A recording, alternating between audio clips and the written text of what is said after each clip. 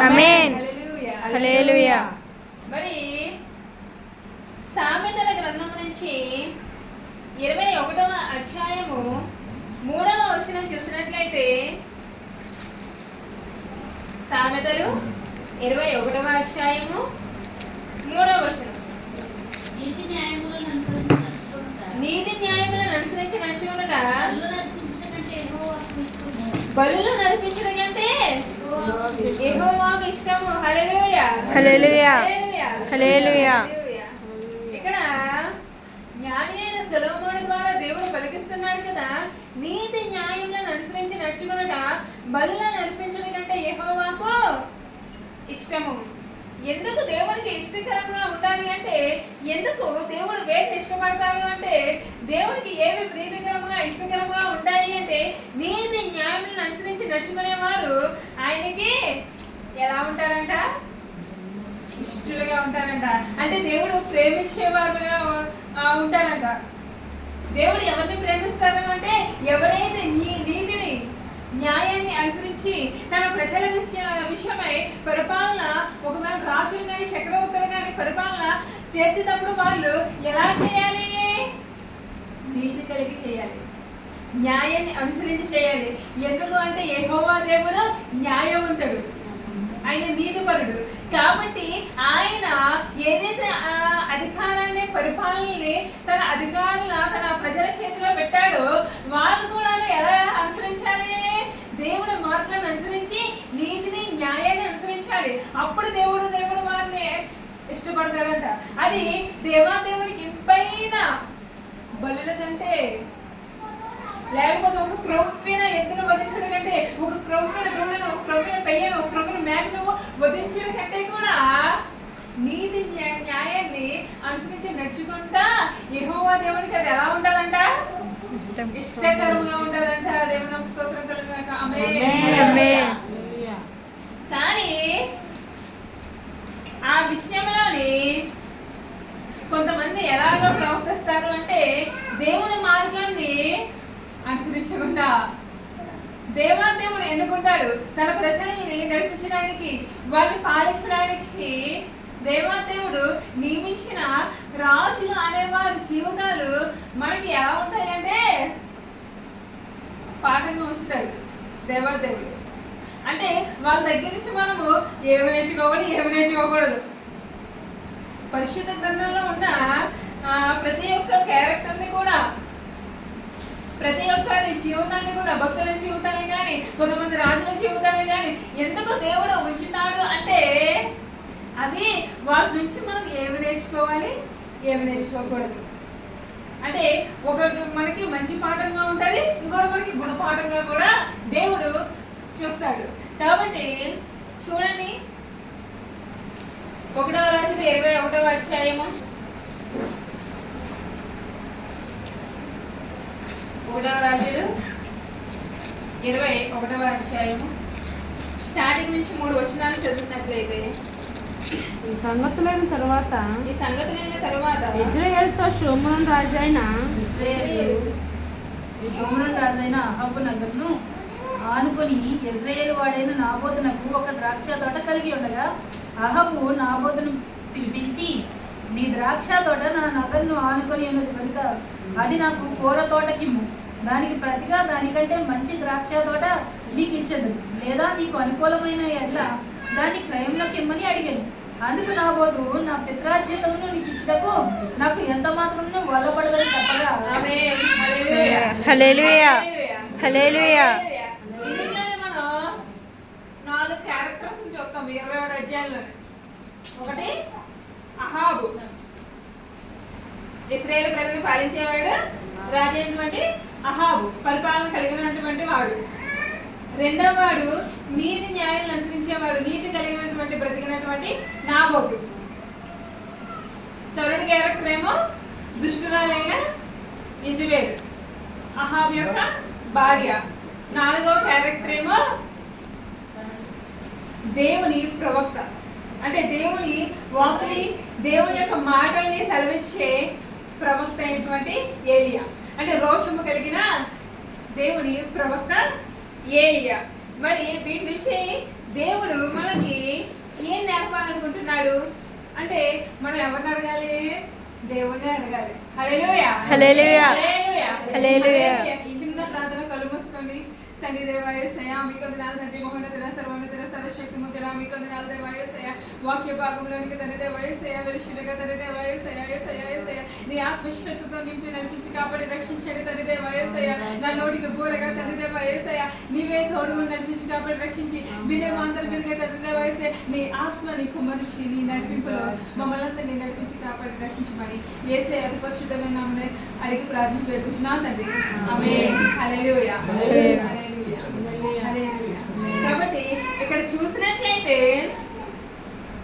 ఈ సంగతులైన తర్వాత యెజ్రెయేలులో షోమ్రోను రాజైన అహాబు నగరం ఆనుకొని యెజ్రెయేలు వాడైన నాబోతునకు ఒక ద్రాక్ష తోట కలిగి ఉండగా అది నాబోతు యొక్క ద్రాక్ష తోట.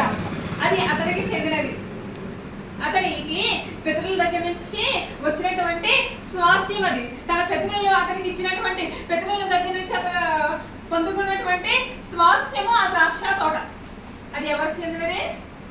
నాబోతు. చెందినది. అంతేగాని పక్కోళ్ళది ఎదుటోళ్ళది కాదు. అది దాని మీద సర్వ హక్కులు ఎవరికి ఉంటాయి?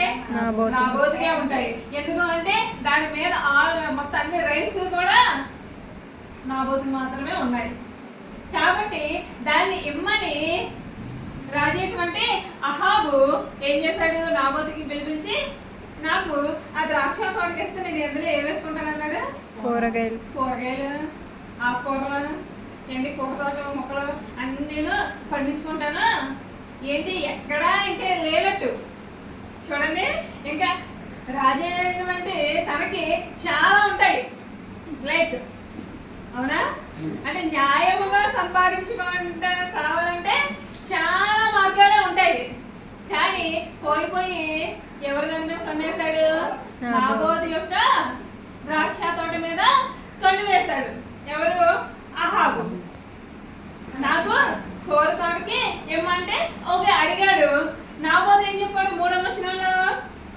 అందుకు నాబోతు నా పిత్రార్జితమును నీకు ఇచ్చుటకు నాకు ఎంత మాత్రం వల్లపడదని చెప్పగా నా పిత్రార్జితమును నీకు ఇచ్చుటకు నాకు ఎంత మాత్రం వల్లపడదని చెప్పగా. హల్లెలూయా. హల్లెలూయా. ఎవరికైనా దమ్ము ఉండాలండి అంటే రాజు దగ్గర నుంచే ఇది నా పిత్రార్జితం, ఇది ఇవ్వబడదు అని చెప్పడానికి మనకి ఏం కావాలి? చాలా ధైర్యం కావాలి. నాబోతు అదే పని చేశాడు. ఏంటి? ఇది నా పితరుల దగ్గర నుంచి నాకు వచ్చింది, స్వాస్థ్యంగా వచ్చింది. కాబట్టి దీనిని నేను నీకు ఇవ్వను అని చెప్పాడు. ఎందుకు అంటే నాబోతు దేవాది దేవుడి యొక్క ఆజ్ఞల్ని పాటించేవాడు. లేవీకాండము 25వ అధ్యాయము 23వ వచనము కనుక చూసినట్లయితే లేవీకాండం 25:23 భూమిని శాశ్వత విక్రయం చేయకూడదు. భూమిని శాశ్వత విక్రయము చెయ్యకూడదు. ఆమేన్. హల్లెలూయా. హల్లెలూయా. హల్లెలూయా. అంటే దేవాదేవుడు ఏమి ఆజ్ఞ ఇచ్చాడంటే ప్రార్థన అయిపోయిన తర్వాత ఎంతసేపైనా వాయించుకోవద్దు కదా.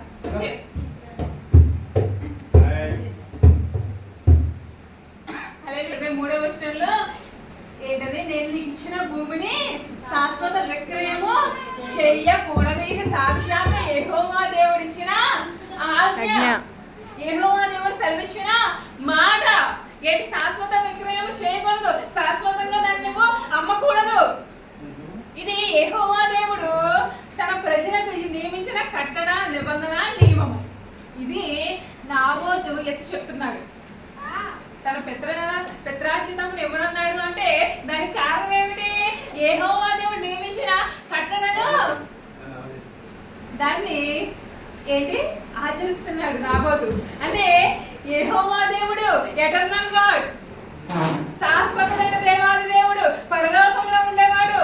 ఏంటి? మన ప్రజలను ఐగుప్తు అనే ఆ చెర నుండి వెలుపలికి రప్పించిన ఆ దేవాది దేవుడు ఇప్పుడు ఏం చేస్తున్నాడు?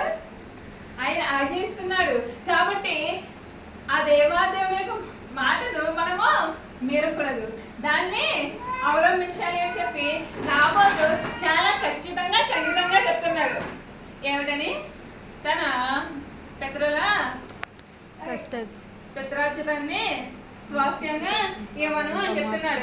ఇవ్వను అని చెప్పిన తర్వాత తనకు కలిగినని ఒకడు తను ఎవడైనా అడిగితే తను ఇవ్వను అని చెప్పిన తర్వాత అవతల ఏం చేయాలి?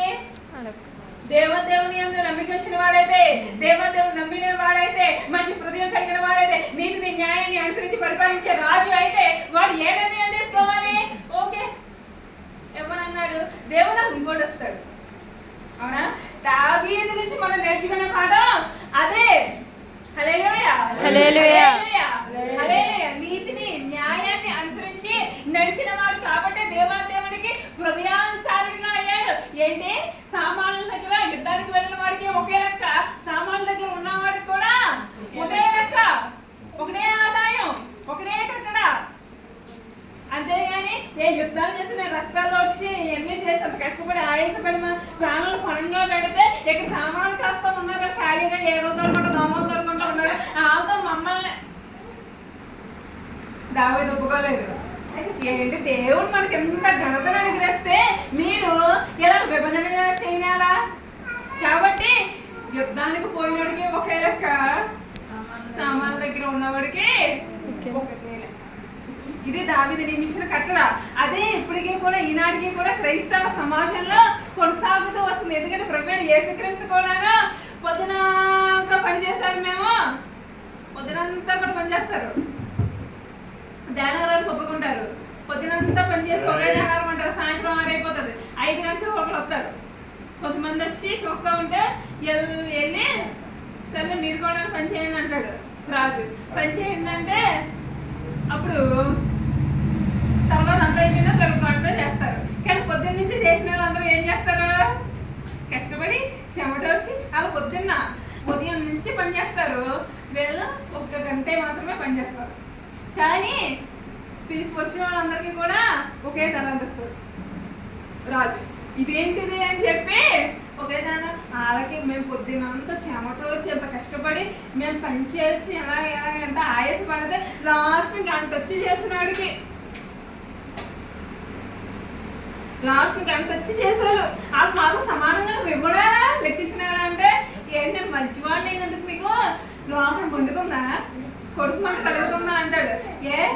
అంటే దేవుడి యొక్క క్యారెక్టర్, ఆయన హృదయం ఎలాంటిది అంటే ఆయన అందరినీ సమానంగా చూసేవాడు, సమానంగా దయచేసేవాడు. అంటే మనుషులు ఒకరిని ఎక్కువగా ఒకరిని తక్కువగా మనుషులు చూస్తారు. ఉన్న వాళ్ళని ఒకలాగా, లేని వాళ్ళని ఒకలాగా, మధ్య స్థాయి వాళ్ళని ఒకలాగా, ఇంకా అధమ స్థాయి వాళ్ళని అయితే ఇంకా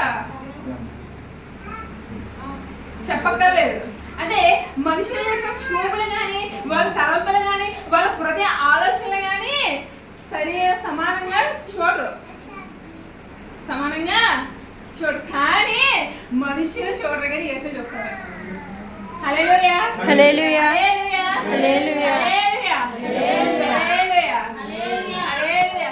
స్మైలీ అనుకుంటూ ఉండవచ్చు, సంవత్సరం అంతా నిద్రాహారాలు మానేసి ఎంతో కష్టపడి నేర్పం చేస్తాం. వదిలే జ్వరం వచ్చినా కానీ లెక్క చేయకుండా చదివి పరీక్ష రాసిన నాకు అయ్యే మార్కులు కాలేసి బొంకు పట్టి సరిగ్గా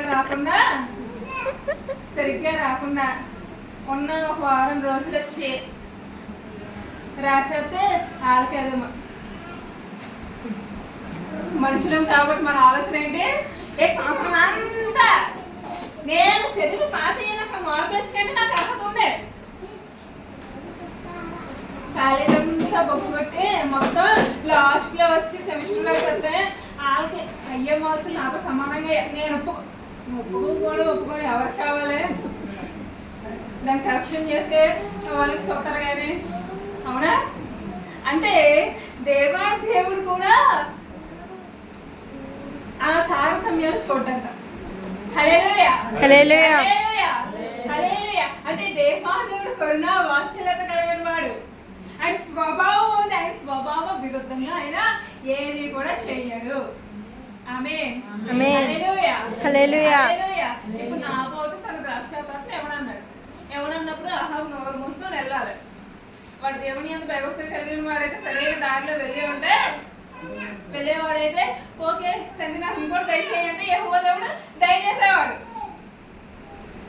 కాకుండా చూడండి 4వ వచనంలో నా పిత్రార్జితములను నీకు ఏమని యెజ్రెయేలీయుడైన నాబోతు తనతో చెప్పిన దానిని బట్టి అహాబు మూతి ముడుచుకొనిన వాడే కోపంతో తన నగరునకు పోయి మంచం మీద పరుండి ఎవరితోనూ మాట్లాడకయు భోజనం చేయకయు ఉండను. ఎవరితోనే మాట్లాడకయు భోజనం చేయకయు ఉండెను.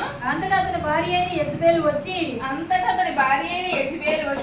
మూతి ముడుచుకున్న వాడవై భోజనం చేయకయు భోజనం చేయకి ఉండదుమేమని అతను అడగగా అతడు ఆమెతో ఇట్లను నీ ద్రాక్ష తోటన క్రయమునకు నాకు ఇమ్ము, లేక నీకు అనుకూలమైన ఎడ్ల దానికి మారుగా మరి ఒక ద్రాక్ష తోట నీకు ఇచ్చేదనని యెజ్రెయేలీయుడైన నాబోతుతో నేను చెప్పగా అతడు నా ద్రాక్ష తోట నీకు ఇయ్యనన్ను.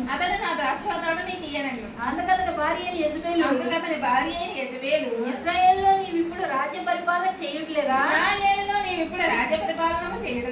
లేచి భోజనం చేసి మనసులో సంతోషముగా ఉండు. నేనే యెజ్రెయేలీయుడైన నాబోతు ద్రాక్ష తోట ఇప్పించదనని అతనితో చెప్పి అహాబు పేరిట తాకీదు రాయించి అతని ముద్రతో ముద్రించి ఆ తాకీదును నాబోతు నివాసం చేసిన పట్టణపు పెద్దలకును సామంతులకును పంపెను. చూడండి అక్కడ వాడేమో మూతి ముడుచుకొని కోపంతోనే ఏంటి వాడి యొక్క అహం ఏంటి నాకు ఇంత పరిపాలన అంటే వాడు నాకు ఎదురు చెప్పుతాడా, వాడు నాకు ఇవ్వడంటాడా అని అహంకారంతో నిండిపోయి అన్నపానాలు మానేసి మూతి ముడుచుకొని ఒక మూల మంచం మీద పడుకొని కూర్చొని ఉంటే కోపంతో ఉద్రేకంతో పడుకొని ఉంటే వాడి భార్య అయిన యెజబేలు ఆ స్త్రీ వచ్చి అంటారు కదా, నువ్వు ఏమైంది ఎందుకలా ఉన్నావు అని అడిగితే ఆవిడ ఫలాన్ని జరిగిందంతా చెప్పిన తర్వాత ఆమె అంటారు కదా, చూడండి అంటే ఎంత దుర్మార్గపు స్థితి, అంటే ఎంత దుర్మార్గపు ఆలోచన అంటే అందుకే కదా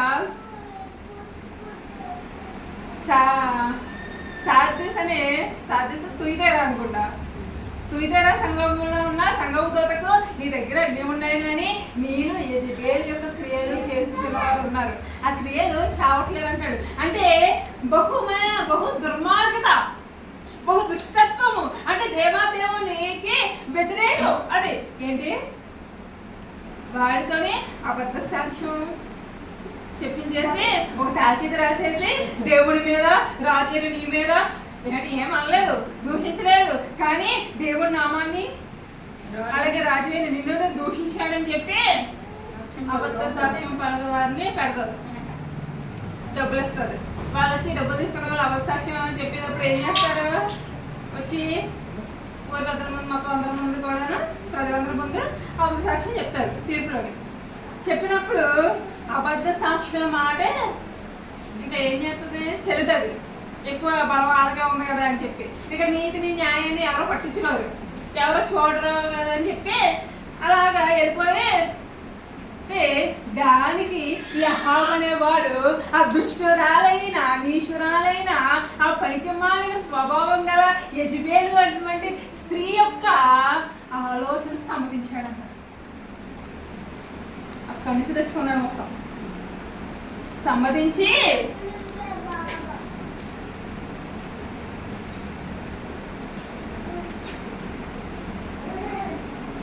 చూడండి 25వ వచనం చూడండి, అదే 21వ అధ్యాయం 25వ వచనం. తన భార్య అయిన యెజబేలు ప్రేరేపణ చేత యెహోవా దృష్టికి కీడు చేయ తాను అమ్ముకున్న అహాబు వంటి వాడు హల్లెలూయా. ఏంటి తన భార్య అయిన యెజబేలు ఒక స్త్రీ చెప్పిన మాటలు విని తను అమ్మేసుకున్నాడంట కీడుకు చేయడం వరకు. రాజులుగా ఉండి తన ప్రజలకు న్యాయం చేయాల్సిన వాడు, తన ప్రజలు పరిపాలించాల్సిన వాడు, తన ప్రజలను రక్షించవలసిన వాడు, అటువంటి వాడు తన భార్య అయినటువంటి యెజబేలు అనే స్త్రీ చెప్పిన మాటను విని తను తాను అమ్మేసుకొని యెహోవా దృష్టికి కీడు చేశాడంట. చూడండి, యెహోవా దృష్టికి కీడు చేశాడంట. అంటే అబద్ధసాక్ష్యం పనిచేశారు, నాబోతును అన్యాయంగా రాళ్ళతో కొట్టి చంపేశారు. ఇదంతా కూడా అయిపోయింది, చేతులు కడిగేసుకున్నాం, దులిపేసుకున్నాం, ఇంకా మా పాపాలు మా దోషాలు ఎవరికీ కనిపించే భూములు కప్పెట్టేశాము అని భార్యాభర్తలిద్దరూ అనుకున్నారు. ఎవరు? అహాబు, యెజబెలు. నాబోతుని, నిర్దోషి అయిన వాడిని, నీతిపరుణ్ణి ఏంటి అన్యాయంగా చంపేశారు. చంపేసి తమ చేతులు రక్తాన్ని ఎవరు కనిపించకుండా కడిగేసుకున్నాం అనుకున్నారు. కానీ భూమి అవకాశాలను సృష్టించినటువంటి దేవాదేవుడు, సర్వభౌముడు అయినటువంటి దేవాది దేవుడు ఒకడు ఉన్నాడు అనే విషయం ముందు వారు మధ్య తప్పి ప్రవర్తించారు. వాళ్ళకి యెహోవా ఎవరు చూస్తారు అనే భయం లేదక్క. అంటే ఒకరిని చంపదాకా, నరహత్య దాకా వచ్చారు అంటే వాళ్ళంత నీచులు ఇంకొకరు ఉండరు. కాబట్టి యెహోవా వాక్కు అప్పుడు చూడండి 17వ వచనం. అప్పుడు యెహోవా వాక్కు తిష్బీయుడైన ఏలీయాకు ప్రత్యక్షమై ఇలాగ సెలవిచ్చెను. నీవు లేచి షోమ్రోనులో ఇశ్రాయేలు రాజైన అహాబుని ఎదుర్కొంటకు బయలుదేరు. నీవు లేచి షోమ్రోనున్న ఇశ్రాయేలు రాజైన అహాబుని ఎదుర్కొంటకు బయలుదేరము. అతడు నాబోతు యొక్క ద్రాక్ష తోటలో ఉన్నాడు. అతడు దాన్ని స్వాధీనపరచుకుని పోయెను. నీవు అతన్ని చూచి ఎలాగూ ప్రకటించు. యెహోవా సెలవిచ్చినదేమనగా దీన్ని స్వాధీనపరచుకున్న వల్లని నీవు నాబోతుని చంపించితివి కదా. చంపితివి కదా. యెహోవా సెలవిచ్చినదేమనగా ఏ స్థలమందు కుక్కలు నాబోతు రక్తమును నాకెను ఆ స్థలమందు కుక్కలు నీ రక్తమును నిజముగా నాకునని నాకునని అతనితో చెప్పాను. అంతటా చూసి, నా పగవాడ, నీ చేతిలో నేను చిక్కబడుతున్నాను కలుగా ఏలి చెప్పాను. యెహోవా దృష్టికి కీడు చేయడం ఇంకా నీవే అమ్ముకొని ఉన్నావు కనుక నా చేతిలో నీవు చిక్కితివి. హల్లెలూయా, హల్లెలూయా, హల్లెలూయా. నాబోతు యెహోవా దేవుడు ఇచ్చిన ధర్మశాస్త్రాన్ని అనుసరించేవాడు గనక యెహోవా దేవుడి మాటను మేరకూడదని చెప్పి రాజు అడిగినా గానీ నేను ఇవ్వను, నో అని చెప్పిన నీతిపరుడు, అమాయకుడు నాబోతు.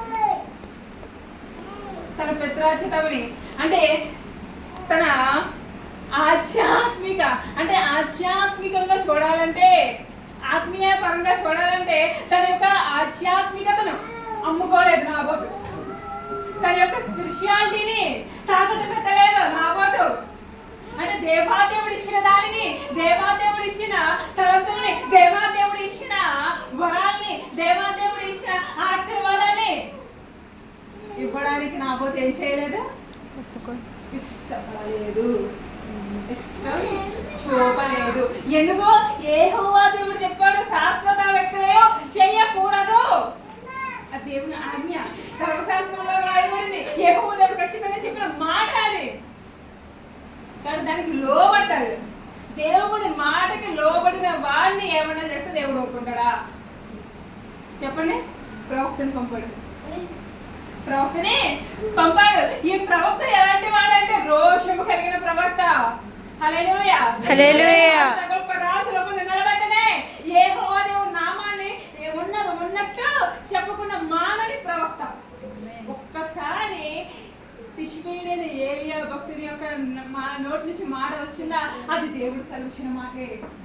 అది ఖచ్చితంగా నెరవేరుతుంది. కానీ దానికి స్టాపు, ఫుల్ స్టాపులు ఉండదు. ఇంకా అంటే జరగకపోవడం అనేది ఉండదు. హల్లెలూయా, హల్లెలూయా.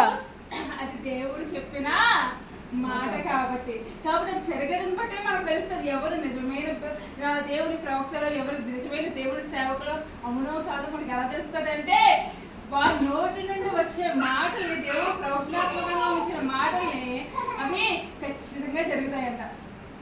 హల్లెలూయా, హల్లెలూయా, హల్లెలూయా, హల్లెలూయా. కాబట్టి అహాబు అనేవాడు అమ్ముడు పోయాడు, యెహోవా దృష్టికి కీడు చేశాడు. తన భార్య అయినటువంటి యెజబెలు అనే దయ్యపు స్త్రీ యొక్క ఆలోచనకి సమ్మతించాడు. యెజబెలు అనేది యెహోవా దృష్టికి నీచమైనది. అసహ్యమైన క్రియలు చేసే స్త్రీగా చరిత్రలో మిగిలిపోయింది. ఎందుకంటే దాని యొక్క కళేబరాలు బాధపడడానికి కూడా తర్వాత గ్రంథంలో ఉంటుంది కదా.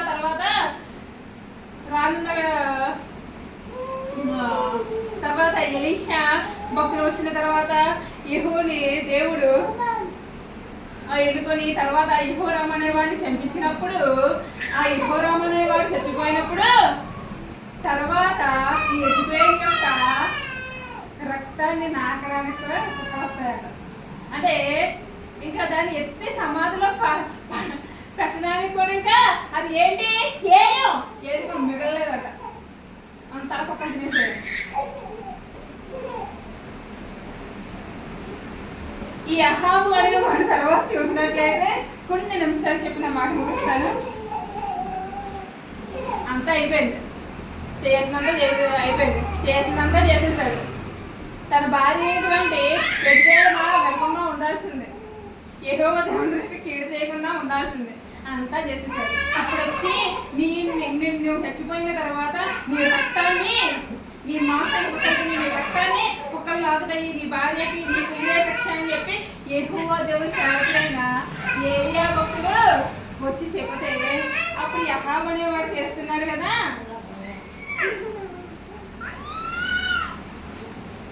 చూడండి 27వ వచనం. అహాబు ఆ మాట విని తన వస్త్రము చింపుకొని గోనెపట్ట కట్టుకొని ఉపవాసం ఉండి గోనెపట్ట మీద పరుండి యెహోవా వాక్కు ఏలీయాకు ప్రత్యక్షమై ఇలాగ సెలవిచ్చెను. అహాబు నాకు భయపడి వినయముగా ప్రవర్తించిన చూచితివా, నాకు భయపడి వినయముగా ప్రవర్తించిన చేత అతను వినయంగా ప్రవర్తించిన చేత ఆ అపాయం అతని కాలమునందు సంభవింపకుండా ఆపి ఆ అపాయం అతని కాలమందు సంభవించకుండా ఆపి అతని కుమారుని కాలమునందు అతని కుమారుని కాలమునందు అతని కుటుంబీకుల మీదకి నేను అతని కుటుంబీకుల మీదకి నేను దాన్ని రప్పించెదను. హల్లెలూయా. మనవాడు చేయాల్సినంత చేసేసాడు. అంతా చేసేసి ఇప్పుడు యెహోవా దేవుని యొక్క ప్రవక్త వచ్చి సెలవిచ్చినప్పుడు ఒక వినయం, ఇంకా అంటే చూస్తే ఆ దేశంలోనే ఇంకా అహాబుకున్న వినయం ఇంకా ఎవరికి కనిపిస్తుంది. ఆ మూమెంట్ లో చూసినట్లయితే అంత తగ్గింపు, అంత వినయం. గోజాడేసి గోడపట్ట కట్టేసుకొని బహుగా ప్రతిమాలేసి వ్యాగడ పడితే యెహోవా దేవుడేమో నాబోతు విషయమే జరిగిన దాన్ని చూశాడు. నాబోతు విషయమే జరిగిన దాన్ని చూశాడు. అతని పక్షంగా వ్యాజమాడేవాడు. అంటే ఎవరైతే తమ పక్షంగా వ్యాజమాడుకోలేని స్థితిలో ఉంటారో వారి పక్షంగా దేవుడు వ్యాజమాడతాడు. హల్లెలూయా. హల్లెలూయా. మిమ్మల్ని మీరు డిఫెండ్ చేసుకోకపోవచ్చు, కానీ మీ డిఫెండర్ ఒకడు ఉన్నాడు. ఆయనే సర్వ సైన్యానికి అధిపతి అయిన యెహోవా దేవుడు. ఆయన మన పక్షంగా వాదిస్తాడట. హల్లెలూయా. ఆయన మన పక్షం వాదిస్తే ఎవరైనా నిలవగలరా? ఎవరు నిలవగలరు? నిలవలేరు. అందరూ స్మాష్ అయిపోతారు. హల్లెలూయా. హల్లెలూయా. ఈ అహాబు అనేవాడు చేయాల్సినంత చేసేసి ప్రవక్త ఏలియా మాటలు వినేసిప్పుడు బహుగా తగ్గించేసుకొని అతి వినయం ఇంకా పశ్చాత్తాప పడతారు. అంటే ఎక్కడ దేవాదేవుని యొక్క క్యారెక్టర్ మనకు కనిపిస్తుంది. ఆయన ఎలాంటి వాడో మనకు కనిపిస్తుంది. ఆయన మనసు ఎటువంటిదో మనకు కనిపిస్తుంది. చాలా కాలం మనం అనుకుంటాం కదా మన శత్రువులు వాళ్ళేమో మాకు అంత అన్యాయం చేశారు, వాళ్ళు మాకు ఎంత అపకారం చేశారు, వాళ్ళు మాకు ఎంత కీడు చేశారు. నువ్వు దృష్టించవా, తీర్పు నేర్చవా, వాళ్ళు తగలెట్టేవా, అగ్నిమాల మీద కురిపించే.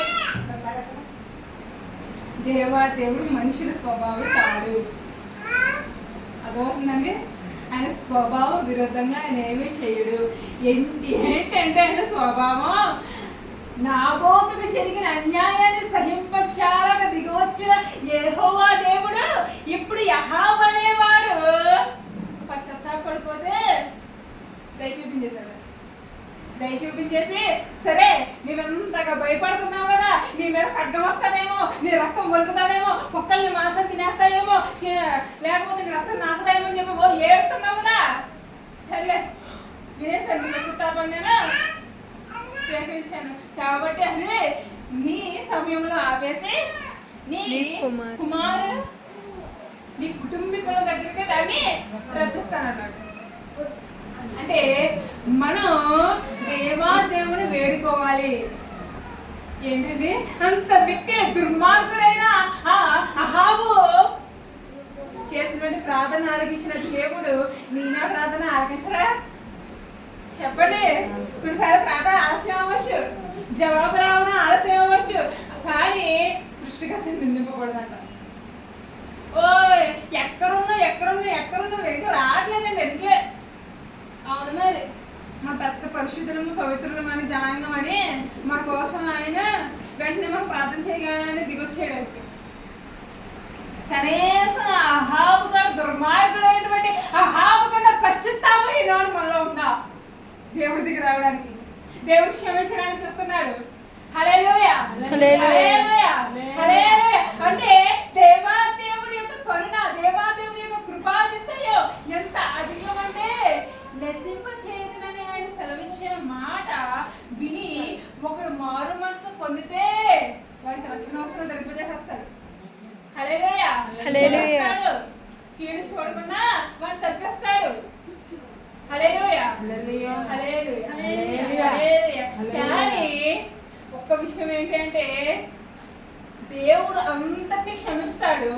దేవుడు క్షమించే దేవుడు, దాంట్లో డౌటే లేదు. కానీ తన ప్రజల పక్షంగా తాను వ్యాజ్యమాడే దేవుడు అని గుర్తుపెట్టుకోండి. అంటే నాబోతు యొక్క రక్తం ఎక్కడైతే ఒలిగిందో ఆ భూభాగంలోనే ఈ అహాబు కుమారుడు కుటుంబీకుడు తన భార్య అయినటువంటి ఏ యొక్క నీచమైన హేయమైన ఆ యజమేలు వంటి మాట విని యెహోవా దేవుడి దృష్టికి కీడు చేసి తను తాను అమ్ముకుని భ్రష్టుడని పేరు సంపాదించాడు అహాబు. వారి యొక్క కుమారుడు కుటుంబీకులు యెజబేలు అనేవారు కూడా అందరూ కూడా ఏమైపోయారు?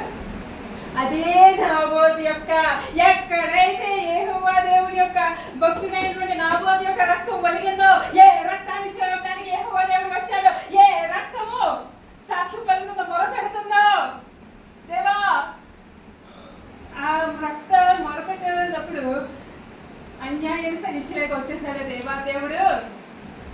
అక్కడ ఆపాడు. అంటే అహాబు అనేవాడు అక్కడ పశ్చాత్తాపడి బహువినయంగా చేశాడు కాబట్టి వాడి విషయంలో అక్కడ ఆపాడు. కానీ వాడి కుటుంబం అంతా అక్కడ కుటుంబం అయిపోయింది,